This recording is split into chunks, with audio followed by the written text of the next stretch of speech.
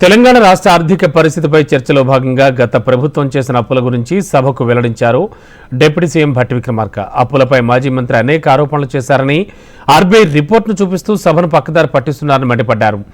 మహాలక్ష్మి స్కీమ్తో ఆర్టీసీని గాడిలో పెట్టామని, బీఆర్ఎస్ చేసిన అప్పులకు వడ్డీలు కడుతూ పథకాలు అమలు చేస్తున్నామని భట్టి చెప్పారు.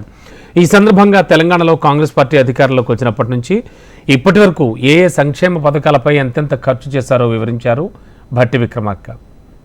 తెలంగాణ రాష్ట్ర ఆర్థిక పరిస్థితిని వివరిస్తూ 2023లో శ్వేతపత్రం ఈ సభలో పెట్టడం జరిగింది అధ్యక్ష.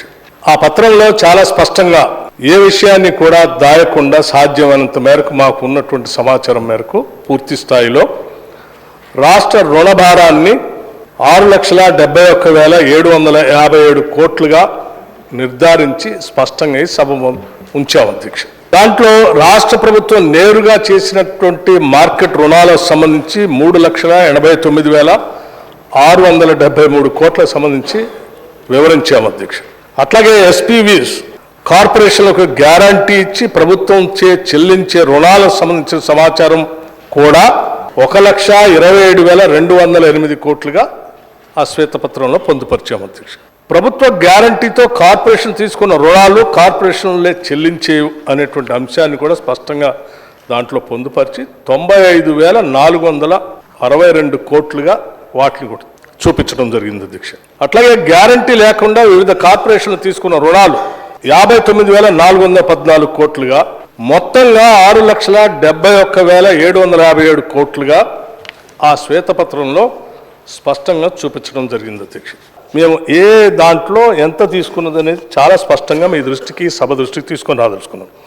ఉదాహరణకు అధ్యక్ష, ఎఫ్ఆర్బిఎం లోన్స్ మేము తీసుకొచ్చింది 52,118 కోట్లు. మేము ప్రిన్సిపల్ అమౌంట్ కట్టింది 17,018 కోట్లు, ఇంట్రెస్ట్ కట్టింది 26,298 కోట్లు.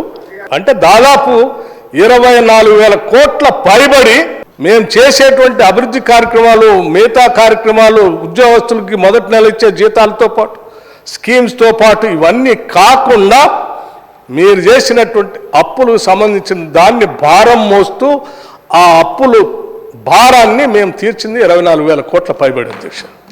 ఇది సంవత్సర కాలం నుంచి మీరు ఏం చేశారంటే ఇది అధ్యక్ష. అట్లాగే గృహజ్యోతి అధ్యక్ష, ఈ రాష్ట్రంలో ఉన్నటువంటి పేదవాళ్ళందరికీ కూడా 200 యూనిట్ లోపల ఉండే వాడుకునేటువంటి వాళ్ళందరికీ ఉచితంగా కరెంట్ ఇస్తామని మార్చి నెల నుంచే ఈరోజు ఉచితంగా కరెంట్ ఇస్తున్నాం అధ్యక్ష. 0 బిల్లు ఇస్తా ఉన్నాం. దానికి సంబంధించి కూడా ప్రతి నెల డబ్బులు కట్టుకుంటూ క్లియర్ చేసుకుంటూ పోతున్నాం.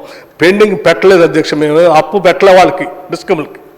మేము 1,234 కోట్లు ప్రభుత్వం నుంచి ప్రతి నెల కడుతూనే ఉన్నాం అధ్యక్ష.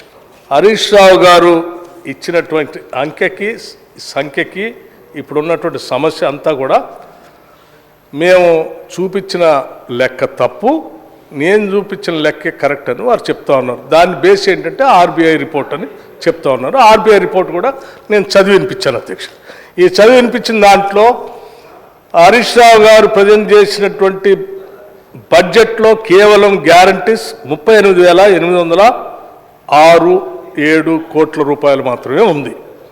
వారికంటే ముందు ప్రవేశపెట్టిన కె చంద్రశేఖరరావు గారు ప్రవేశపెట్టినటువంటి బడ్జెట్లో యాక్చువల్స్ వచ్చి 1,35,282 కోట్ల రూపాయలు చూపిస్తుంది అధ్యక్ష. అంటే ఒక సంవత్సర కాలంలో కేసీఆర్ గారు తర్వాత హరీష్ రావు గారు వచ్చారు అధ్యక్ష. హరీష్ రావు గారు రాగానే ఈ సంవత్సర కాలంలో 1,00,000 కోట్ల రూపాయలు వారు తీర్చేశారు వారి లెక్కల ప్రకారం.